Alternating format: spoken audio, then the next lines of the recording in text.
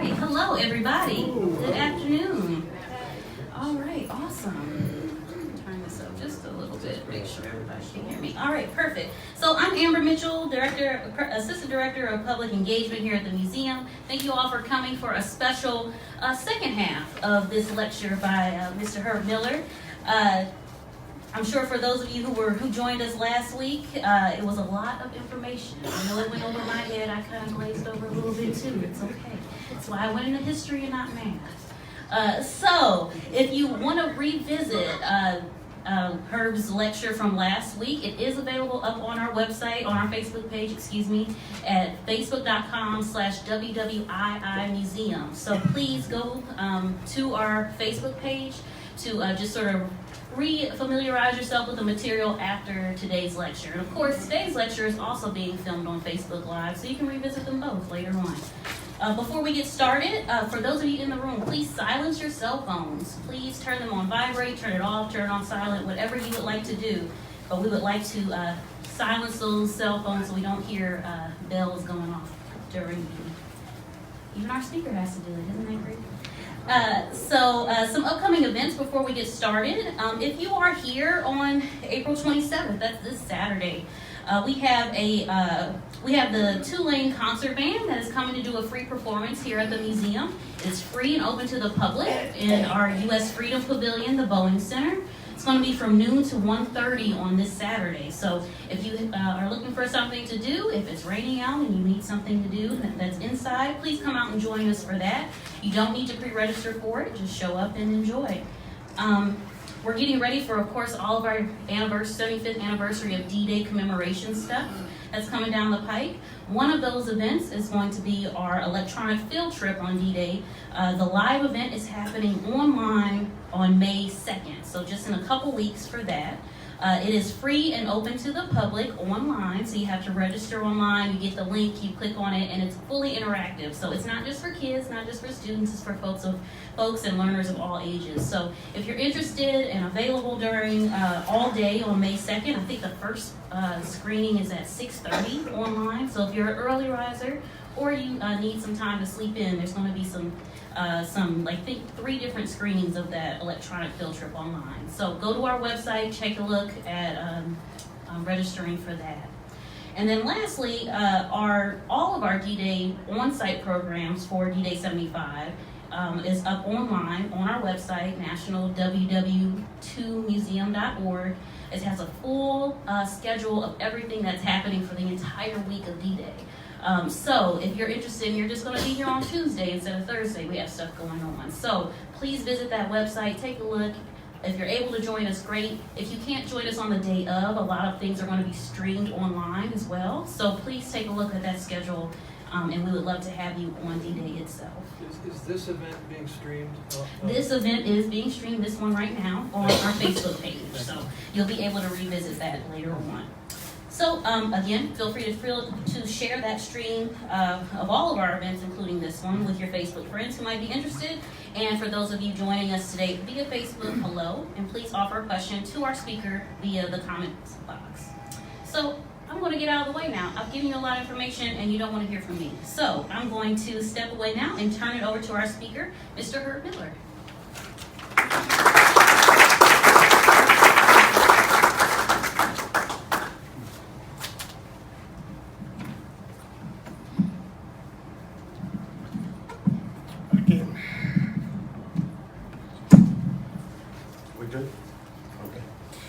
Well, first of all, I'm happy so many of you came back for another dose of this after last week. This is the second of a 2-part presentation covering the Enigma machine used by the German military in World War II for sending secret messages to the Army, Navy, and Air Force, and how the cipher was broken by the Allies.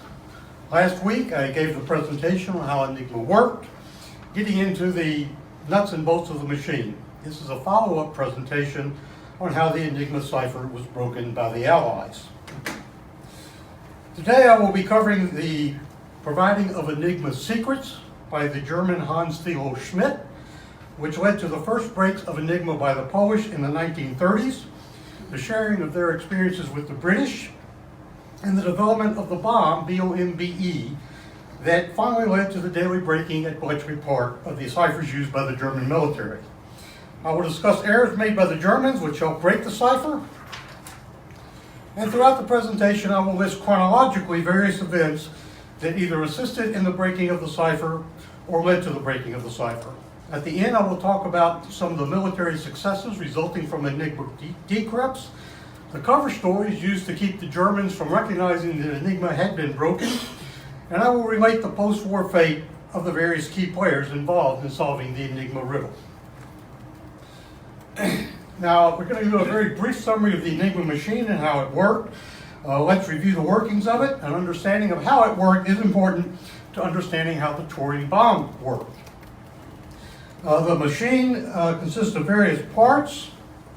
It had a battery, it had a keyboard, it had a plug board, it had an entry wheel, rotors, 3 rotors generally in the machine, something called a reflector, and a light board. Those were the various components of the machine. Now the keyboard is very straightforward. Whatever key you pressed on the keyboard would enter into the light board, into the plug board. Now, on the plug board, 2 letters can be connected by a cord. This is called steckering. 10 cords were used, which meant that a total of 20 letters were steckered. Now, when a letter entered the plug board from the keyboard, if it was steckered, i.e. was connected by a plug to another letter, it would leave the plug board at the letter that was steckered to it. So, for example, it could have come in at the letter Q and left the plug board at the letter W. So any 2 letters could be connected, and that's going both ways through the machine. If the letter was unsteckered, and you can see here that the letters J and K are not connected to any plugs, if it entered the plug board at one of those letters, it would leave the plug board at that letter. Ring settings, there are 2 different types of ring settings used by the Army Air Force and a different one used by the Navy. You see the wheels have numbers on them for the Air Force and Army, and they have letters on them for the Navy. What the ring setting did was 2 things. First, it would create an offset between a letter that appeared in the window of the Enigma machine at the top and the actual real position of the internal wiring. Now, the second thing the ring setting did is change the position of a notch. There's a notch on the ring, and when that notch is at the top of the wheel, and its letter is visible, when you press the next letter, it would rotate the next rotor adjacent to it. And every time you rotated a letter, or every time you rotated one of the wheels, it would change the way Enigma coded. Now the rightmost wheel changed every single time you pressed a letter. So if you pressed the letter A consecutively, you would not get the same letter showing up on the light board when it went back through. So this is the effects of the ring setting, again, to change the positions as we talked about. The writing of the letter, I'm not going to go into great detail about that, but basically, again, you come from the keyboard as the letter A in our example. The letter A is steckered to the letter K, so it leaves the plug board as the letter K and goes into the entry wheel at the letter K. Now, this is an actual example of what really is going on with rotors 3, 2, and 1, and letters A, and A appearing at the top of the machine. I'm not going to go through, but you can see how the letter changes as it goes through each rotor. It comes into the reflector, and in the reflector B, the letter A is wired to the letter Y. And it goes back through using the blue lines, and it comes out over here, as you see, to the letter D. So when it comes out of the entry wheel back to the letter D, that letter is also steckered, and so it goes to its steckered letter. I'm sorry, it came out as I'm sorry, it came out as O. That is steckered to D, so D is what lights up on the light board. Now, the second case is similar, except the only thing I have done is change the wheels visible in the top of the Enigma machine. Instead of AAA, AAB is now visible. And you can see it routes to a completely different letter, pressing the letter A on the keyboard with everything else being the same except that one rotation of the rightmost wheel, one letter. I now get a completely different letter lighting up on the light board. That is a very brief summary of the routing of letters through the Enigma machine. So how many possible ways were there to set up the Enigma machine? Well, I'm not going to go through the math again. I did that last week, but the bottom line is the Enigma machine could be set up in 107,000 million different ways. And each setting would encode a message completely different from every other setting. Well, there were a lot of different Enigma networks. A network was a series of groups of personnel who shared a common daily Enigma setting among themselves. For example, the Navy itself had 19 different networks during the war for different types of ships located in different parts of the world, including 5 separate U-boat keys.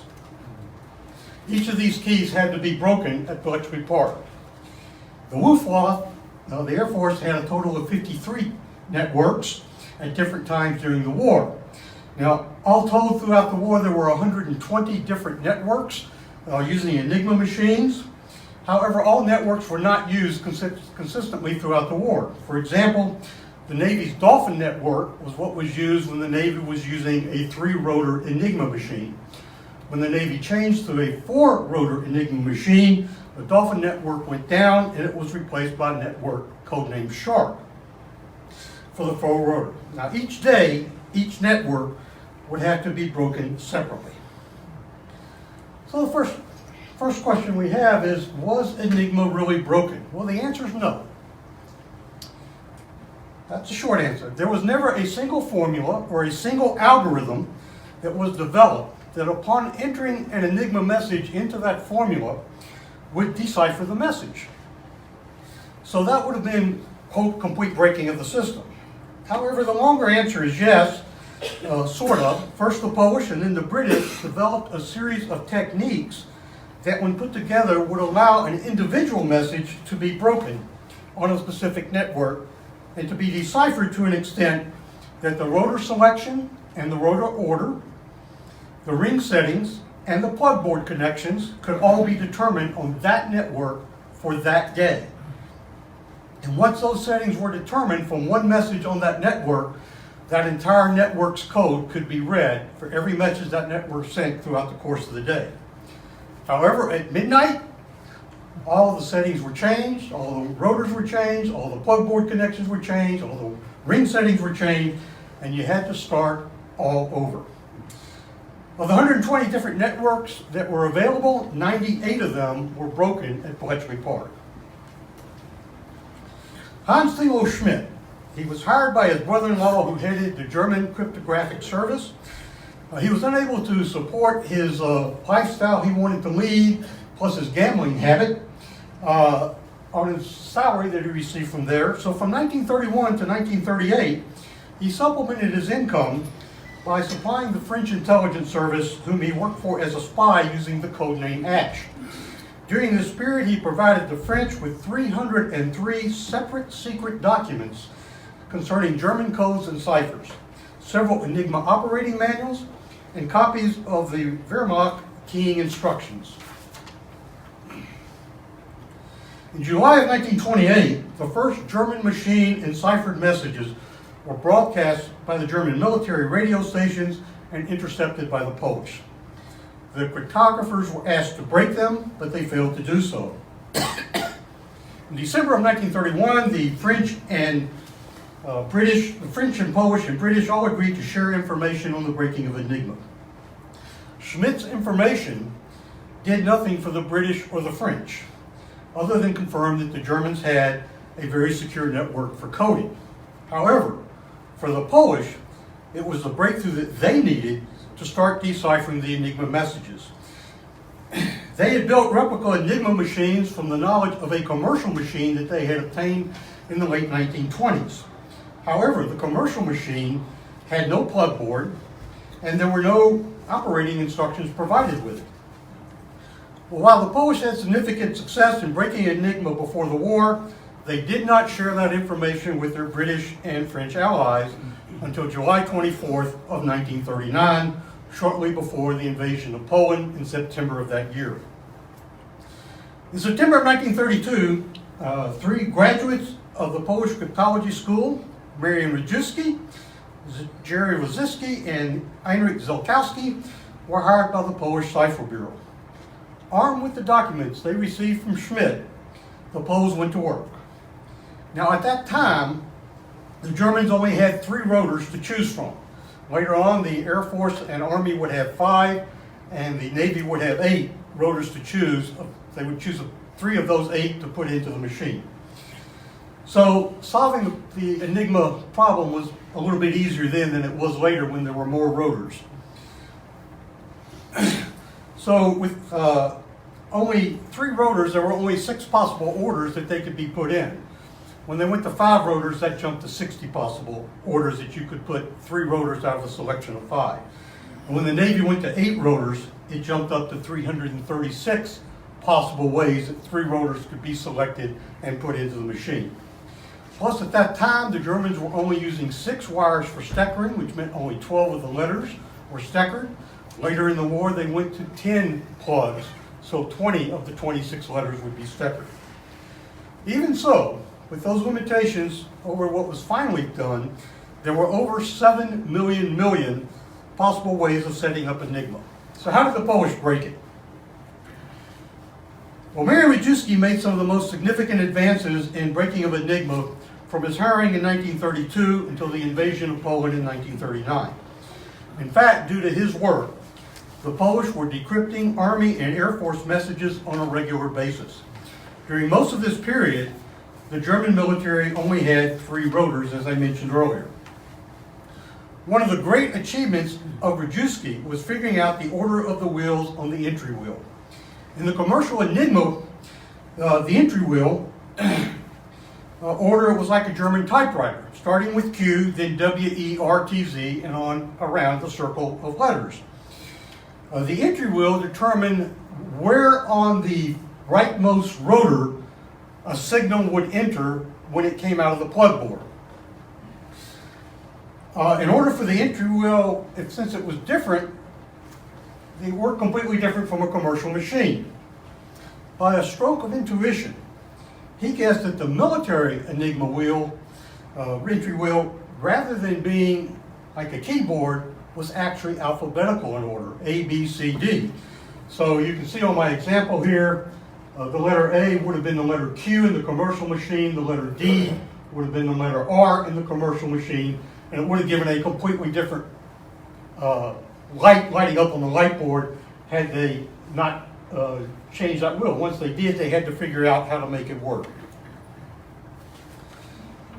The British cryptographers never figured that out. They were later told by the Polish how it worked. Between December of 1932 and the middle of 1933, Rajewski figured out the rotor wiring of all 3 of the rotors that the Germans were using at the time. And at that time, they only changed the rotor order every 3 months. Later, they would go to changing it every day. So how did Rajewski figure out the rotor wirings? Well, here's a sample coding message. And based on the information provided by Hans-Still Schmidt, Rajewski was aided by a significant flaw in the way the Germans identified the message key. That is the setting that they would use to set up the machine. During that period until April of 1940, the Germans made another major mistake. Everyone on a given key was given the same basic position, and that basic position in this case would have been the letters EHZ at the start of the machine. And they were allowed then to pick another series of letters that they could change to. So in our example here, before sending a message, the sender would set up his machine exactly as he had been instructed for that day and put the letters EHZ on top. He then would enter his coded message. And the coded message would be 3 letters that would tell them what letters to put on top of the machine that would be visible in the window when you were going to decode the message. In our example, the message key is actually XWB. But they would encipher that letter twice. They would do XWB, XWB, and in our example, that came out to TBS EAN. Now the beauty of Enigma was if you set up your machine exactly the same way as the person who sent the message to you, then when you typed in the encoded message, it would decode the message. So the gentleman would set up his machine at EHZ, again in accordance with the instructions of the day, and he would type in TBS EAN. When he did that, those would decipher to XWB XWB, and he knew then to put those wheels, or those letters XWB, visible at the top of the machine, and then he would enter the enciphered message, and the light board would light up the original message on return. So that is how they set it up. Well, that was a major security flaw. The idea of double encoding was included in the instructions for the commercial Enigma machine and initially adopted by the military. The reason for that was they felt that there maybe the messages were generally sent over Morse code or radio, and they felt that weather may disrupt the reception of those messages, and therefore if they didn't get the same answers such as XWB, XWB both times, he knew he had a problem and could not properly set up his machine. So this was a significant security flaw. Why?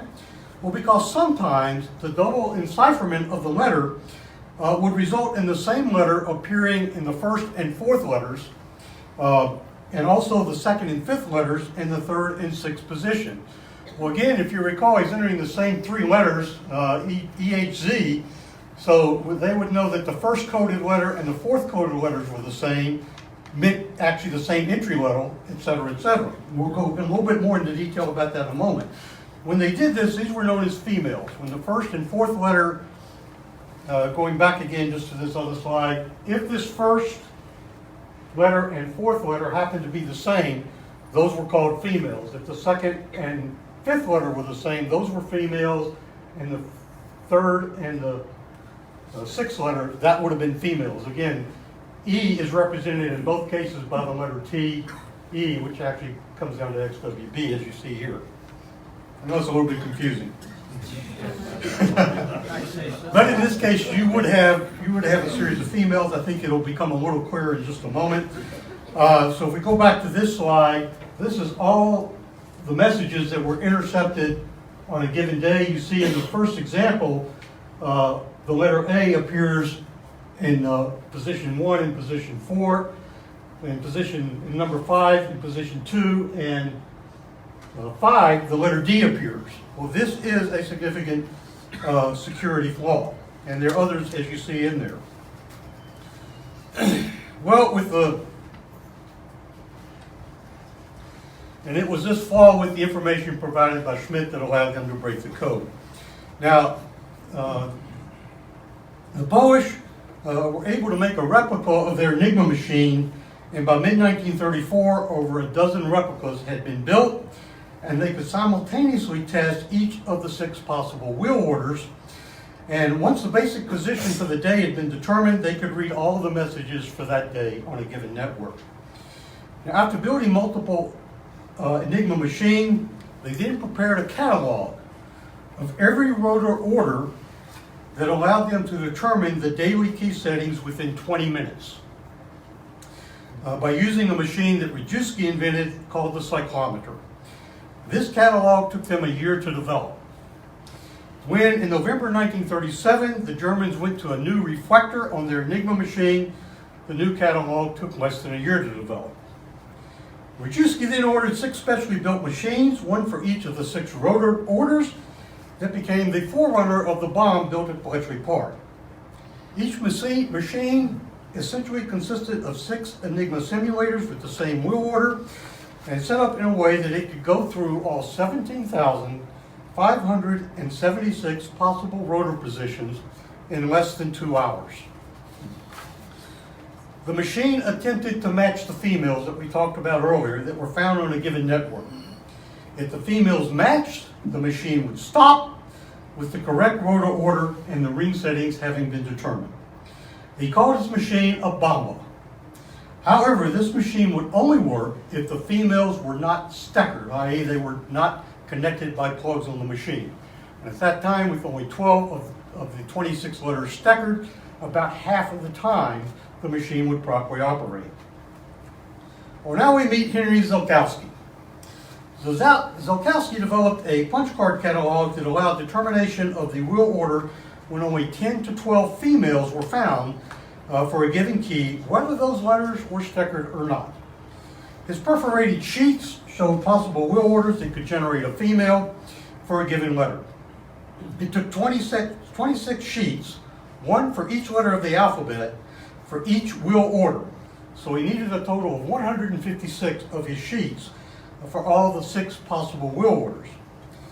By locating females, as discussed before, he could overlay his sheets on top of each other and determine which wheel orders would generate the 1, 4, 2, 5, and 3, 6 females found in a series of messages from the same key. So this is an example of one of the sheets. This is not actually a Lukowski sheet. This is a Jeffrey sheet, and I'll explain the difference in a moment. But basically, this is, if you look at it, this is for letter number K being on the right-hand wheel, wheels 1 and 4 in the middle, K being on the left-hand wheel, 1 and 4 being in the middle wheel and the right wheel, and 4, 1, 3 being the wheel order. Okay, so this sort of looks like, if you look at the holes there, those of you that are old enough to remember IBM punch cards, this is sort of what it looks like to you. And so he would take a series of these with the K letters showing up, and this would tell him how many females could possibly exist with that wheel order, and K being the first letter in his system. Well, if he overlaid the multiple sheets, when he did that, he would be able to see what wheel orders worked and which wheel orders did not, that could generate a particular series of 1, 3, 2, 4, and 3, 6. 1, 4, 2, 5, and 3, 6 females. In this example, we have a female at 1, 4 in the letter M, and on average, about 40% of the combinations would provide a female. So between 1932 and 1939, the Polish made several advances and inventions which aided in the breaking of Enigma. These included something called the clock method, the cyclometer, the perforated sheets, and the forerunner of Turing's bomb called the bomba. After 1937, the Polish could no longer read naval Enigma messages because their method of encoding the message setting did not rely on the Enigma machine itself, but on a set of published bigram tables that the operators would use and have to use it. The Polish did not have the bigram tables, therefore the Poles would no longer ever read naval Enigma. Then on December 15, 1938, the Germans disrupted the Polish cipher-breaking by adding 2 new rotors, bringing the total number of rotors to 5, 3 of which would fit in the machine at any time. However, using the methods that he used for determining the wiring of the original 3 rotors, the Polish rapidly determined the wiring of rotors 5 and 4. But the Lukowski sheets, which originally required only 156 sheets for a complete set, now required 1,560 sheets, a task beyond the capabilities of the Polish to prepare. Further, the addition of the 2 new rotors meant instead of the 6 bombs that the Polish had been using, 1 for each possible rotor setting, they would now need 60 of these machines. In addition, the ability of the bombas to determine the rotor selection was greatly reduced because it was at this point that the Germans went from using 6 plugs on the plug board to using 10 plugs, so going from 12 steckered letters to 20 steckered letters. Thus, the Polish were reduced to reading only a very small number of Enigma messages, those that were found on the original 3 rotors. This was the situation in July of 1939 when the Polish finally told the British and the French everything they knew about Enigma. The first question the British asked, what are the connections inside the entry wheel? They were shocked to find out that it was simply in alphabetical order. The Polish undertook to give each country a Polish reconstructed Enigma along with the details of their equipment, including the Lukowski sheets, and Rajewski's cryptologic bomb. In return, the British pledged to prepare 2 full sets of Lukowski sheets for all possible 60 wheel orders.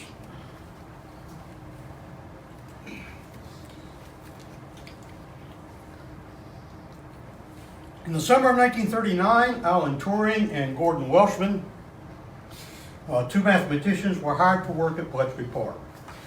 When war broke out on September 1st of 1939, the Polish had already been working for 2 to 3 years on the German order of battle and succeeded in working out about 95% of it.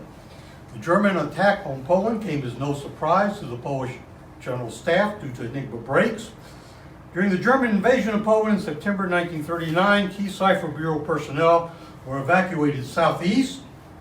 After the Soviets invaded the eastern portion of Poland, they fled into Romania, on the way destroying their cryptographic equipment and documentation. Eventually, they reached France. Many Polish personnel who worked on the breaking of Enigma remained in Poland and were interrogated by the Gestapo. However, none of them gave away the secret that the Polish had actually broken Enigma. The 3 Polish cryptographers continued their way into France at PC Bruno and outside of Paris. In January 1940, Alan Turing spent several days at PC Bruno conferring with his Polish colleagues. He brought the Poles a full set of Lukowski sheets that had been produced at Bletchley Park by John Jeffries using the Polish information, and in typical British fashion, they renamed those Lukowski sheets to Jeffries sheets. On January 17, 1940, the Poles made their first break into wartime Enigma traffic, a message that was sent on October 28th of 1939. Now, before fighting started in Norway in April of 1940, the Polish-French team solved a very uncommonly hard 3-letter code used by the Germans to communicate with fighter and bomber squadrons and for the exchange of meteorological information between aircraft and land.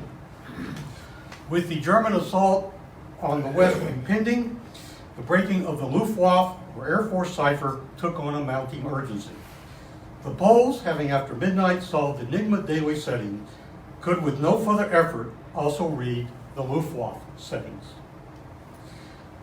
The Germans, just before opening their May 10, 1940 offensive in the west that would trample Belgium, Luxembourg, and the Netherlands in order to reach the borders of France, once again changed their procedures for enciphering the messages, rendering the Lukowski sheets completely useless and temporarily defeating the joint British-Polish efforts to attack Enigma.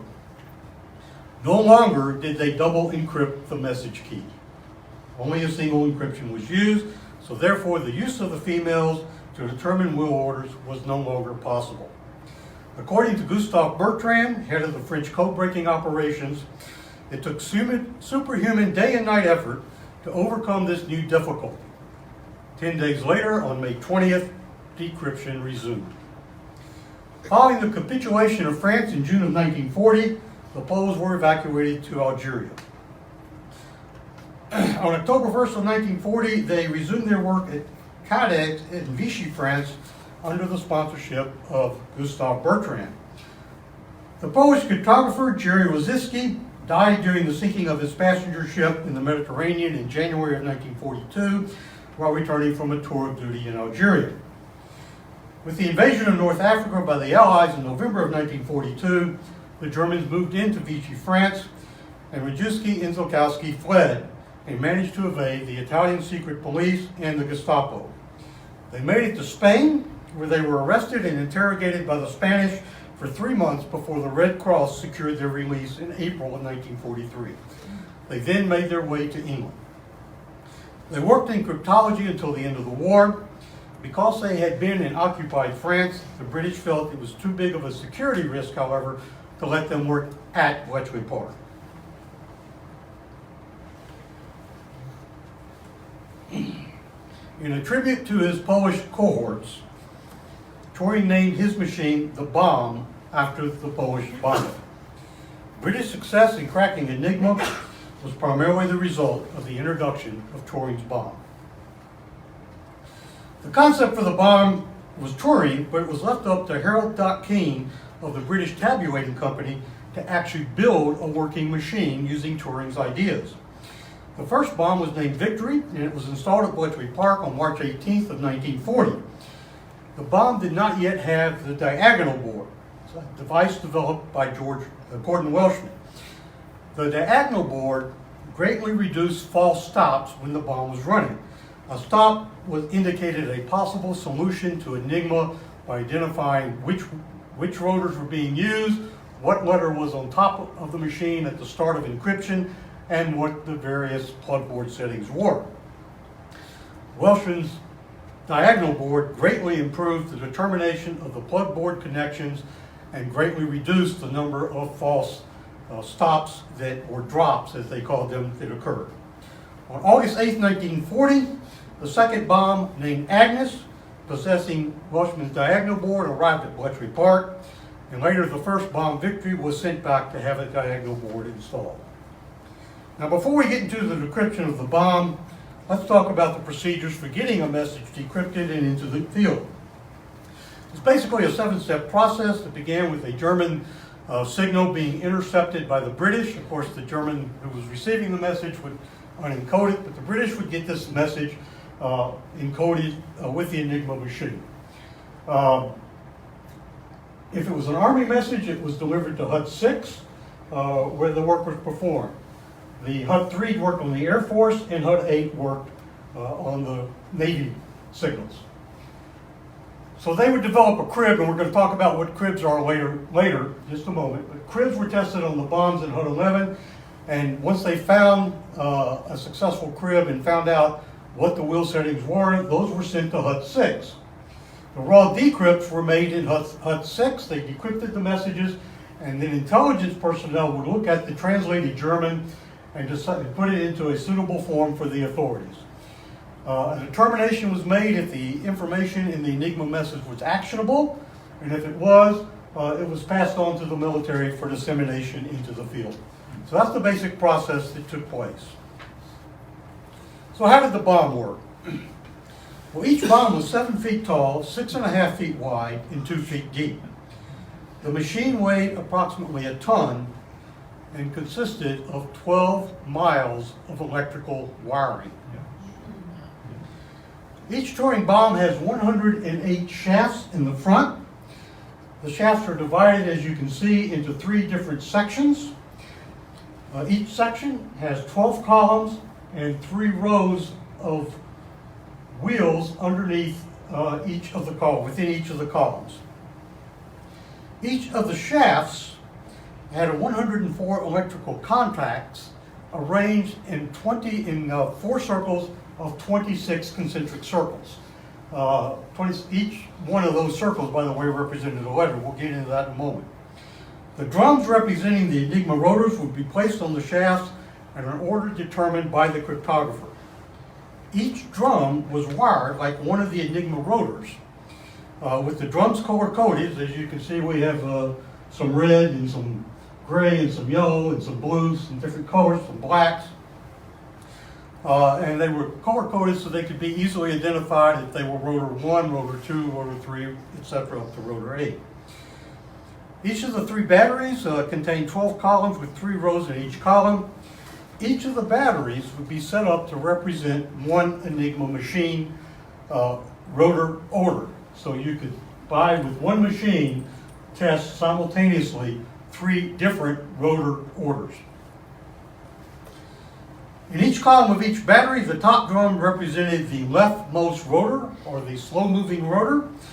The middle drum represented the middle rotor of an Enigma machine, and the bottom drum represented the right fast-moving rotor. On the right side, you see something I've noted here as stop indicators, the right side of the middle. When the machine ran and it reached a drop, i.e. a position where it felt that it had identified the plug board connections and identified the rotor settings and which rotors were going to be used and what letter was on top, that device there would tell you which rotors were being selected, which of the 3 batteries had found the drop, and then you would go to the back of the machine and you would look and see what the plug board settings had been determined. The bomb reflectors were in the side of the machine, and the reflectors were wired just like the reflectors in the Enigma machine. And we're going to show how everything worked together in just a moment. Normally they would only use reflector B because that was the one that was almost always used by the military as well. The Enigma reflectors represented the removable panels, as I mentioned here, and they could be interchanged to reflect the C reflector if a message had come in using a C reflector. So the front and back of the drones, well, you see in the middle row here, you see the contacts that are actually on the bomb itself, and then you have a green, a yellow, and a red wheel connected. What did the back of the wheels look like? Well, they have 26 connectors going around here, 26 connectors in ring 3, 26 in ring 2, and 26 in ring 1. Each of those represents one of the letters of the alphabet. We'll talk in a moment as to how those were wired. Over the course of the war, this is the back of the bomb, this is the diagonal board. This is where the 12 miles of wiring occurred. You can see the 3 batteries from the back of the board. There's one battery, there's a second battery, there's a third battery. Again, each battery being set up to represent one Enigma machine. So the separate diagonal board, and these are the diagonal boards. There's a separate diagonal board for each of the 3 batteries. So how many bombs were produced? This is the production of bombs throughout the course of the war. It's a cumulative total. So by May of 1945, 155 bombs had been produced. Now all the bombs were not stored at Bletchley Park. There was concern that a bombing raid might hit Bletchley Park and destroy the bomb, so other bombs were also located at Adcock, Gayhurst, and Wavendum, all of them less than 11 miles from Bletchley Park. Now in 1943, the British developed a 4-rotor bomb for breaking into the Navy Shark network, which used 4 rotors. The U.S. Navy also produced a bomb for breaking the 4-rotor Navy Shark network in 1943. It was much faster than the British bomb and was used exclusively after 1943 for breaking the Shark network for the German U-boats. So this is about the most technical I'm going to try and get today, believe it or not. This is the wiring of the so-called double-ended scrambler. So what we have here, again, remember there are four rows of 26 concentric circles on the back of each of these wheels. The 4th outer ring actually represents the input to one of the rotors. And it goes directly into the 3rd wing, and those 2 are wired exactly like one of the rotors would be wired from entry to the outside of the rotor. The 2nd and the 1st rings are wired the same way. They represent, again, one Enigma rotor going from the left, in this case, the left side to the right side, or right side to the left. The fast rotor is here, that's represented up here on top. The middle rotor here, the slow left rotor, is represented here. Now this is, so if you follow the blue line, we have a cable. We're going to talk about what that cable does in just a moment. It enters a letter into the outer 4th ring, which goes to the 3rd ring, which would be the discharge side, if you will, of that rotor. That rotor then goes down to the middle rotor, again going into the rotor and out of the rotor, into the other rotor, into and out of, and into the reflector. Comes out of the reflector, goes to the 2nd ring, and the 1st ring of that 3rd rotor, which is the slow rotor in this case, back out, back up, and back out. So with the 3 rotors, and each rotor having being able to have 2 sets of in and outs, he was able to represent the complete routing of a letter through Enigma, through the rotors, and through the reflector.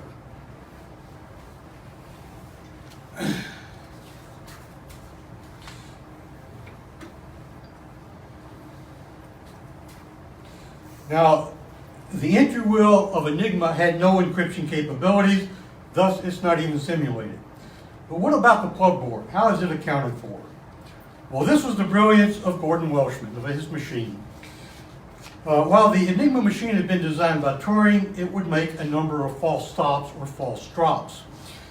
Drops were positions where the machine found a possible solution to the setup of the rotor order and the plug board connections. The addition of the diagonal board greatly reduced the number of false drops.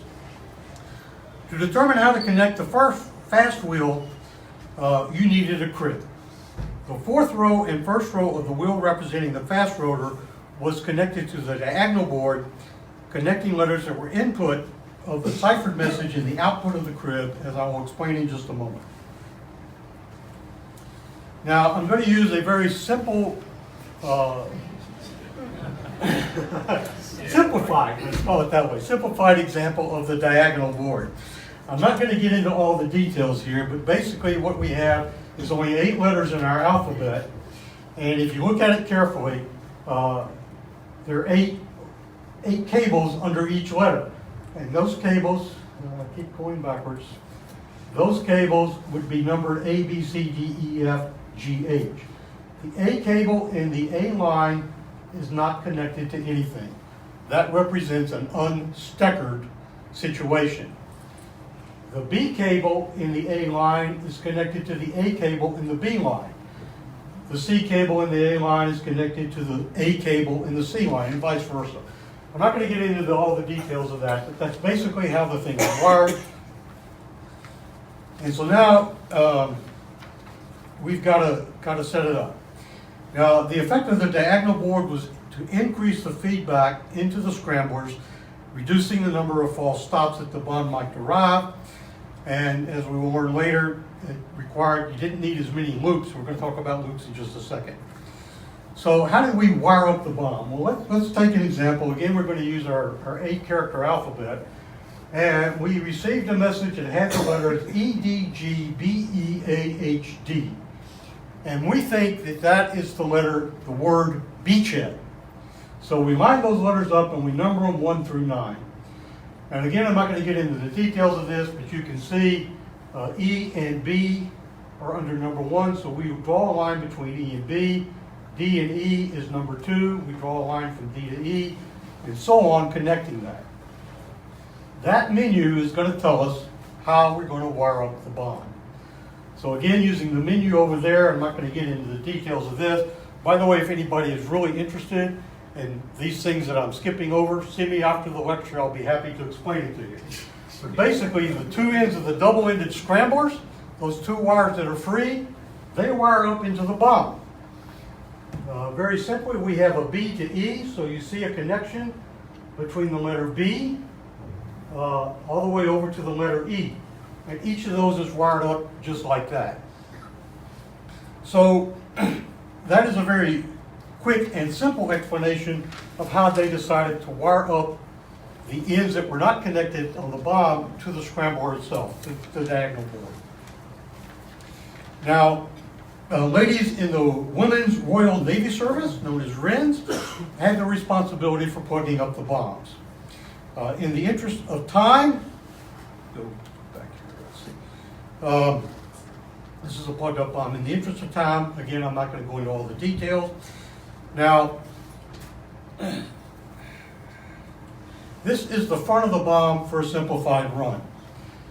So again, remember, each one of these batteries represents one Enigma machine. And remember again that each time you enter a letter in the Enigma machine, the fast rotor would rotate 1 letter. So we have a situation where we set the machine up first with AAA on top. And our fast rotor is actually the bottom rotor here. So the second machine, the second set of wheels are set up with AAB on top, AAC, AAD, etc., all the way down to the 12th letter if we have that many letters. So each of these is set up to represent the first letter, the second letter, the third letter, the fourth letter, the fifth letter in our crib. So they all work simultaneously together. And that's how one row would be set up. We would set up the next one, having fat thumbs doesn't help. So now we wire up the other two batteries exactly the same way. Now the wheels in the top battery, which in the Enigma machine is the slow rotor, is actually the fast rotor in the bomb. It rotates at a rate of 120 revolutions a minute. After each full resolution, the middle wheel will rotate 1 letter. And after the middle wheel rotates 26 letters, the bottom wheel rotates 1 letter. Well, with that thing rotating 120 revolutions per minute on the top, it would take approximately a little less than 6 minutes for all 17,576 possible rotor combinations to be tried for a given rotor order. However, because stops would occur periodically, or drops, the bomb would stop and you would have to test that. So it typically took about 20 minutes of going through the machine before all the rotor orders were tested.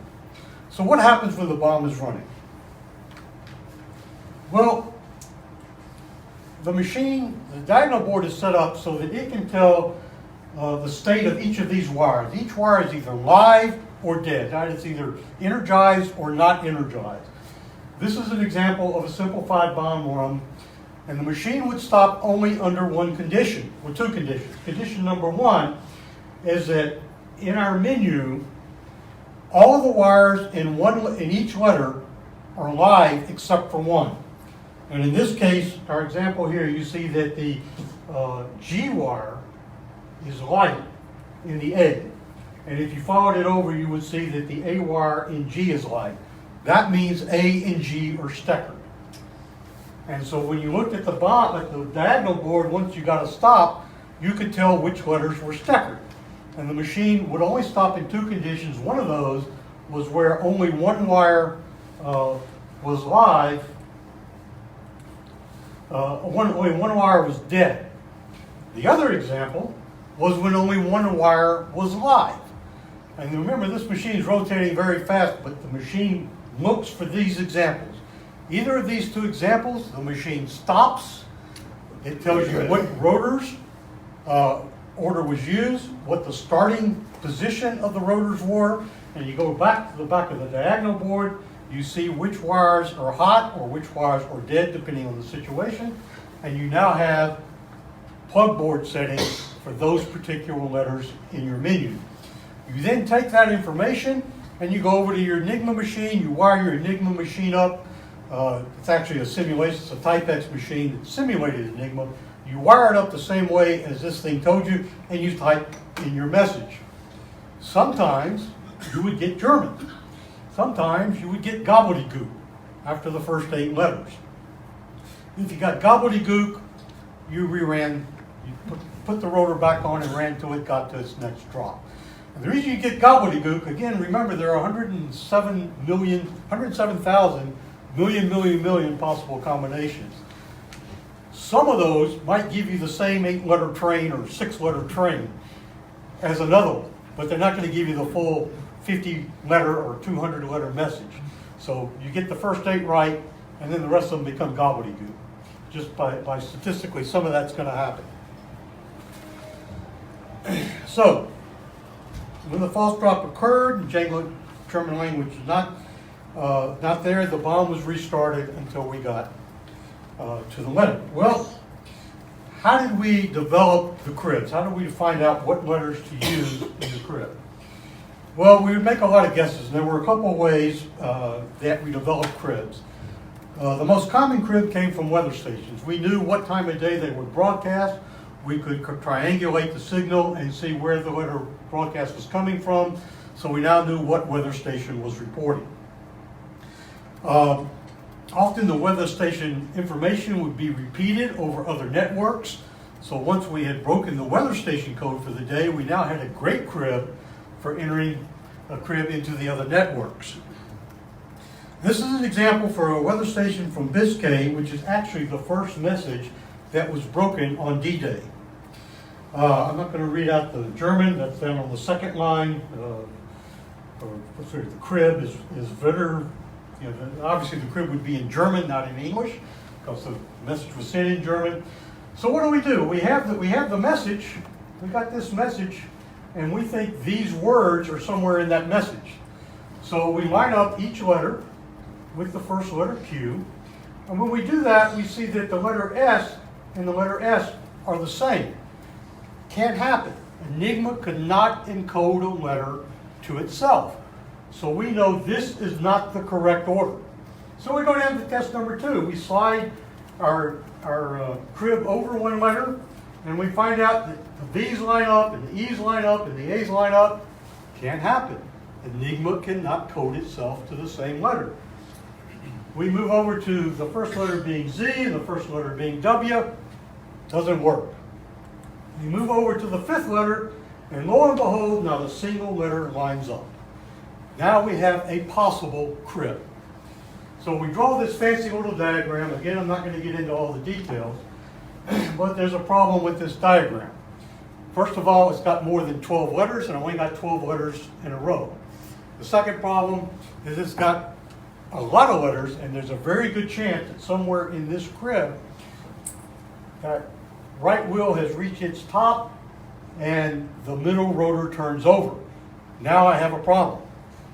So how do I solve this problem? Very simple. I'll break the crib into 2 parts. Neither part has more than 13 letters in it, and therefore I know that since the wheel can only turn over once every 26 letters, that at least one of these 2 cribs will not have a turnover in the Enigma machine itself. So I wire both of these up into my machine, into my bomb. One of them is going to give me a correct answer. The other one's going to give me gobbledygook. So one of them will stop and give me the right wheel, the correct rotor order, the correct the correct settings, etc. But we haven't talked about the ring settings, and the reason is that we didn't really concern ourselves with those until we got a setting that gave us basically what happened. Now we're entering German. We have a really good crib. We know it's good. We start entering German, and it jumps to gobbledygook. Well, at that point, where it starts changing, I know that the middle rotor has turned over. So from that information, I can determine what the ring setting was, and I can adjust my machine accordingly, and then I can go and I can interpret the entire message. Now, obviously, I'm not going to get all 20 steckered letters from this type of sample in most cases. I might only get 6 or 7. But by typing in those 6 or 7 from this crib, I'll start filling in the blanks. And that's where my people who were crossword puzzles and spoke German could go in and look and say, okay, this letter must be this word. And therefore they were able to break more of it. And now I can go back to my machine, reprogram it, and I'll get my new plugboard settings.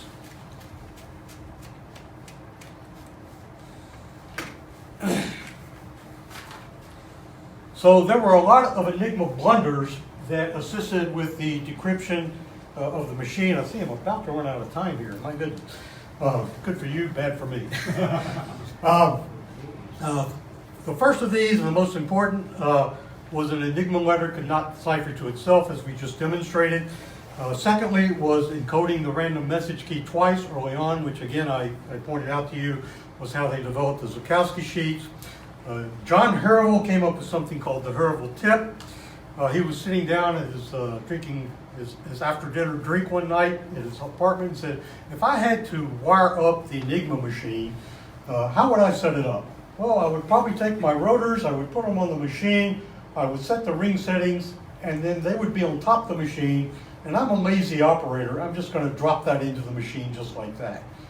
And that would give him what the first machine settings look like on the top of the machine. I'm going to use those as my message key. So when we had a bunch of messages from a given network, they would plot the message keys to the first, the second, the third position, and there would be a cluster of them. Say at the letter G, that told him that that was the first message key, was the first rotor was set at G. Worked amazingly well many, many times.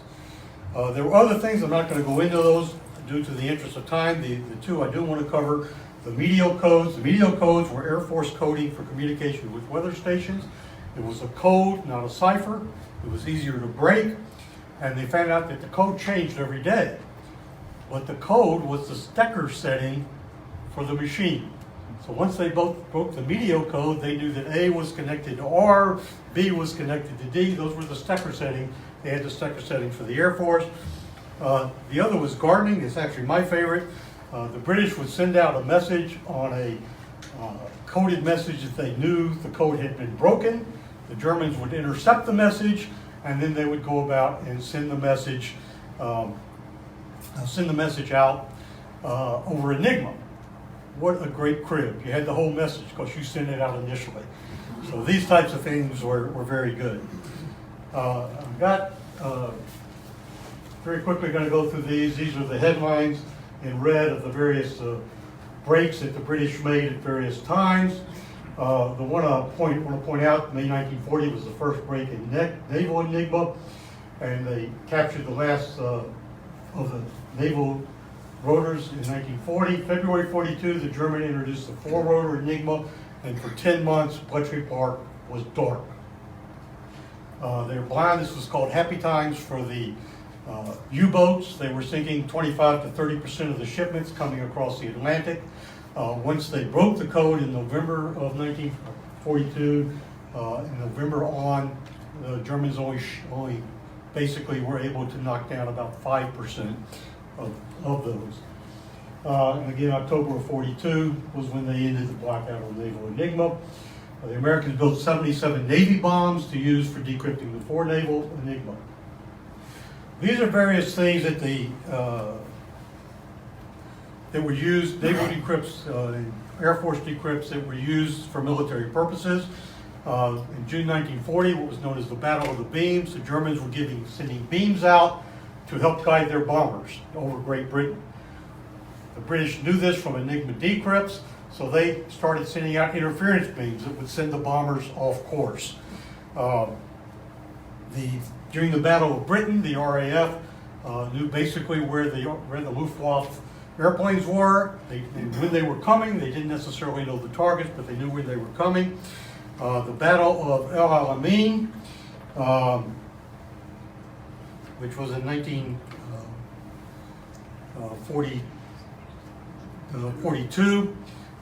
During that battle, every day, at the end of the day, General Rommel would send his information on his battle plans and his status of the battle to Germany, and every morning General Montgomery of the British would read those reports.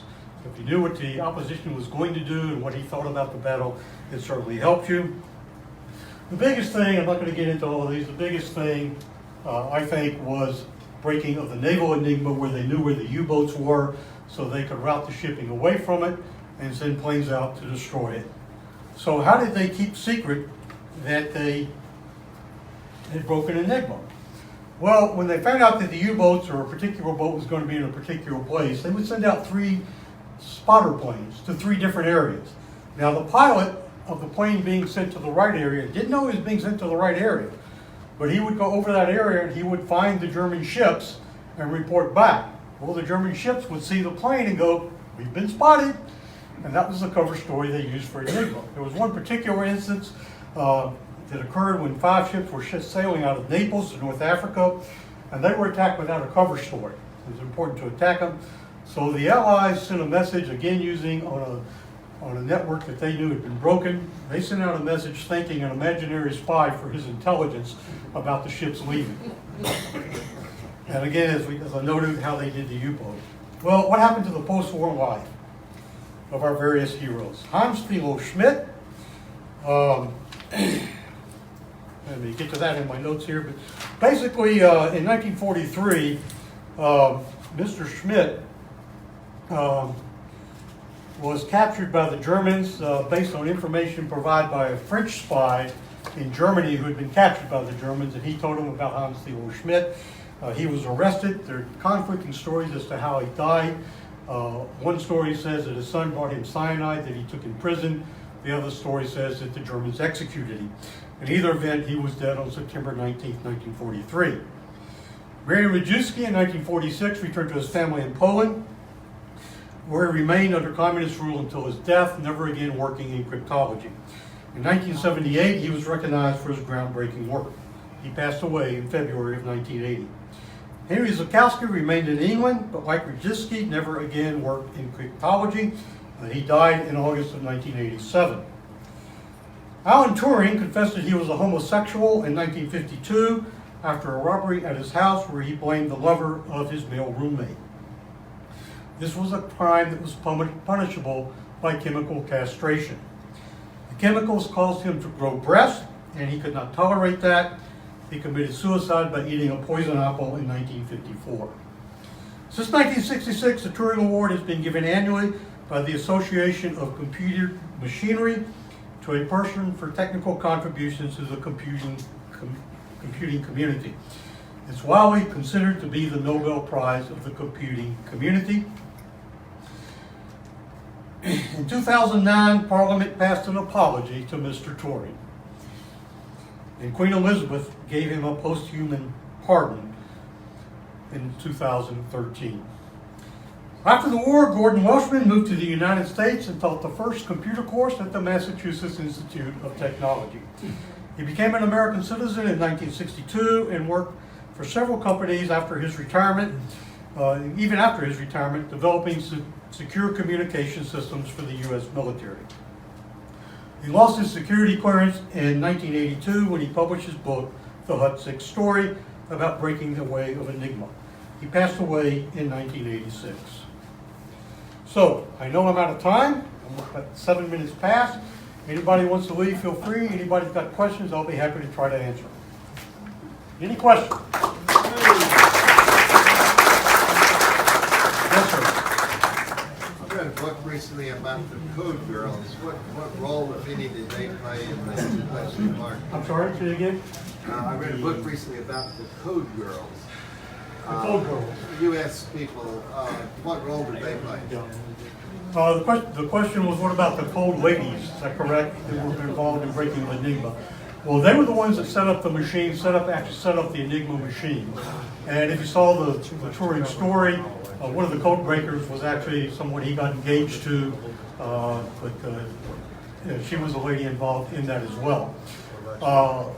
During one of the codes that they were having trouble trying to break early on, one of the ladies who was working on the Enigma machines noticed that the letter L never appeared in that particular message. So she surmised that all that the man had done was just enter the letter L repeatedly. There were a lot of junk messages that came out. And all he had done was enter the letter L repeatedly for his message. And sure enough, that was correct. They were able to break that code. There were several other instances where the ladies were involved in helping to break codes. Any other questions? Yes, sir. My recollection of what happened to Alan Turing is maybe a little different. Can you elaborate a little bit on when he was criminally charged, or was he actually charged under the criminal statute? And was it not that he chose as an option? Was it not an option somehow that was offered to him? This chemical castration? Yeah. The question was, when was Alan Turing actually charged with the crime, and did he have an option of taking the chemical castration? The answer is yes, he was criminally charged. It was a criminal offense to be a homosexual in Great Britain in 1952. He did have an option of going to prison or taking the chemical castration. He chose the chemical castration, and as I reported, that was not satisfactory to him, and he ended up committing suicide in 1954. Any other questions? Okay, well, let me leave you with this. If you worked at Bletchley Park, you were sworn to secrecy for life. You could not tell your family, including your spouse, what you did during the war, nor could you talk about it after the war. The Bletchley Park story first became public in 1974, about 30 years after the war's ended. Even then, that story was only about life at Bletchley, but soon the whole story came out as to what happened. Bletchley Park is now a museum honoring the work that was done there. During my visit to Bletchley in 2012, I was told the story of an elderly couple married for 60 years that were taking the tour. Midway through the tour, the lady turned to her husband and said, "Honey, I know we have never kept secrets from each other in our entire marriage, but I want you to know that I worked here during the war." Both surprised and astonished by this revelation, the husband looked at his wife and said, "So did I." Thank you.